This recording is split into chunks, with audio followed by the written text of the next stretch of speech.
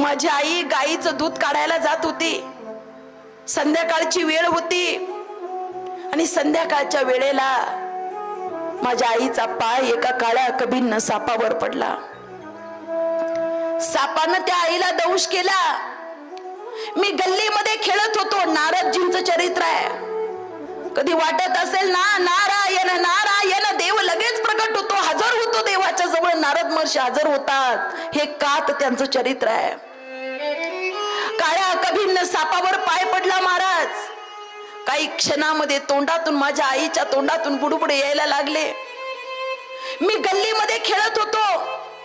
कुणीतरी मला आवाज दिला, रामदास, अरे तुझ्या आईला सर्प दंश झालेला आहे, लवकर ये रामदास. मी धावत पळत आलो. मी आलो, माझ्या आईनं माझ्याकडे शेवटचं पाहिलं. माझ्या आईनं प्राण सोडून दिले. मी खूप आकांत करून रडत होतो. मनात माझा भाव तयार झाला होता की मी पापी आहे. मला वाटत होतं माझी आई नसती तर बरं झालं असतं. आई तू उठ ना ग. आई, या जगात आता जीव कोण लावेल? आधी बाबा गेले, आता तू गेलीस. एकदा डोळे उघड, एकदा माझ्याकडे बघ ना आई.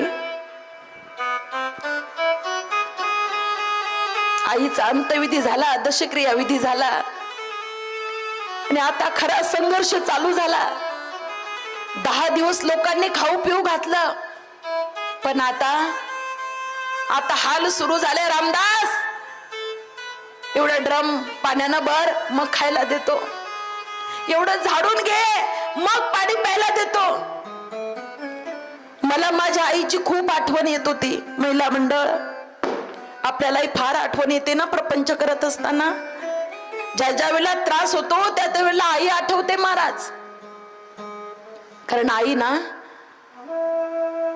तिला कोणत्याच प्रकारची उपमा देता येत नाही. आपल्याला खूप कथा, बाकी जास्त नाही बोलणार, सतत ऐकता आपण.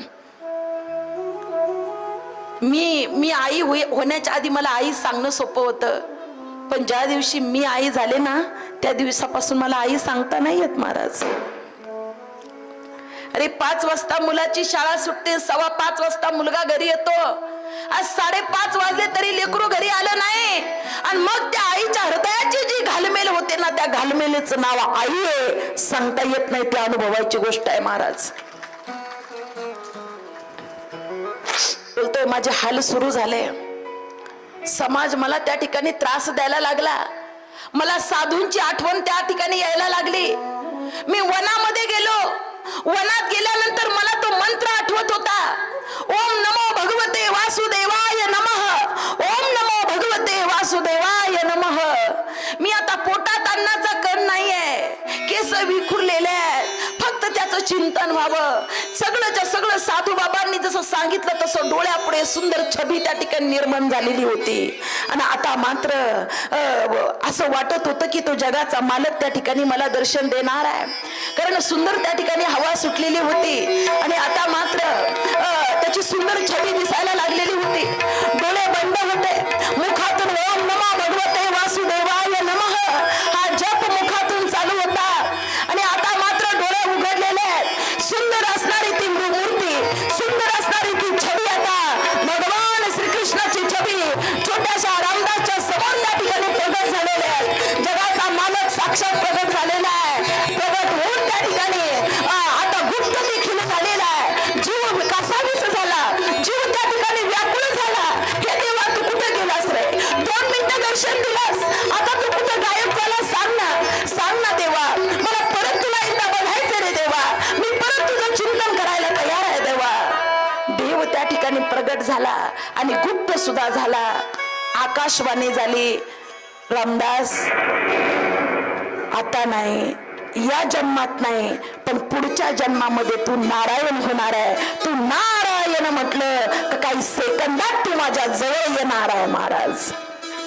महर्षी, अहो मी दासी पुत्राचा नारायण होऊ शकतो, तर तुम्ही ग्रंथ लिहू शकत नाही का? बस महाराज, नारद महर्षी निघून जातात. भगवंताचा त्या ठिकाणी जप सुरू होतो.